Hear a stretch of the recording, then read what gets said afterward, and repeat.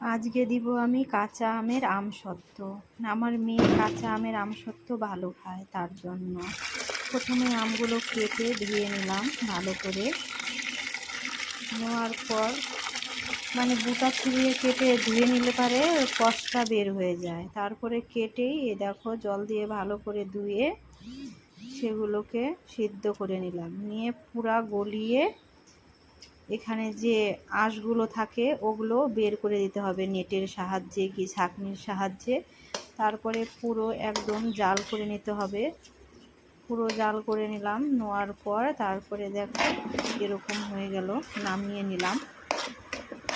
নামিয়ে নেওয়ার পর থালে একটা একটা করে থালের মধ্যে প্লেটে আর কি দিয়ে নিচ্ছি রোদে শুকানোর জন্য।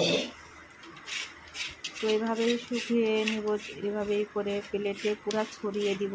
দেওয়ার পর সব কয়টা প্লেটে মোটামুটি 6 থেকে 7টা প্লেট আমার হয়েছে। সবগুলো প্লেটে আমি এভাবেই দিয়ে নিলাম। পাকা আমের আমসত্ত্বটা আমার মেয়ে ভালো খায় না, ওর জন্যই আমার বানানো। এখানে হালকা লঙ্কার গুঁড়ো দিয়ে দিয়েছি,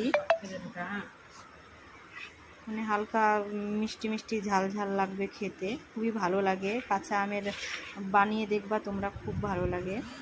তারপরে শুকিয়ে গেলে এভাবে করে চামচের সাহায্যে নয়তো চাকুর সাহায্যে উঠিয়ে রোল রোল করে বানিয়ে নিতে হবে। বানিয়ে আমি ফ্রিজে রেখে দিলাম। ফ্রিজে রাখার কারণে অনেকটা দিন থাকবে, এর জন্য আমি ফ্রিজে রেখেছি। ফ্রিজে না রাখলেও এগুলো থেকে যায়, কোনো ব্যাপার না, রাখি। কিন্তু আমার মেয়ে একটু পর পর বের করে খাবে জন্য আমি ফ্রিজে রেখেছি, যাতে জিনিসটা ভালো থাকে। তোমরাও বানিয়ে দেখবা এইভাবে। কাঁচা আমের আমসত্ত্বটা ভীষণ ভালো লাগে খেতে, পাকা আমের থেকেও ভালো লাগে। তো মাঝখান থেকে কেটে কেটে আমি রেখে দিলাম। এখন আমি